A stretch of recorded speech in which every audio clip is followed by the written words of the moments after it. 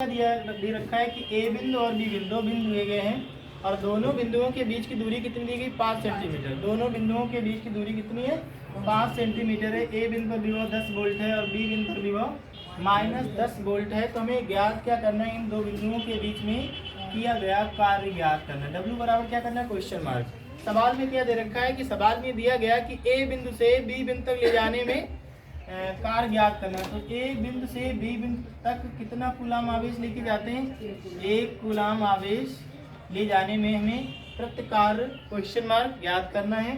सवाल में दे रखा है कि ए बिंदु पर विभव कितना है, ए बिंदु पर विभव +10 वोल्ट है और बी बिंदु पर विभव कितना दिया गया, बी बिंदु पर विभव -10 वोल्ट है। सवाल में समझिएगा, हम ए बिंदु से बी बिंदु तक ले जाएंगे तो विभवांतर क्या होगा, विभवांतर अंतिम बिंदु माइनस प्रारंभिक बिंदु, अंतिम बिंदु माइनस प्रारंभिक बिंदु। और इस प्रश्न में अंतिम बिंदु क्या है, बी है और प्रारंभिक बिंदु क्या है, ए।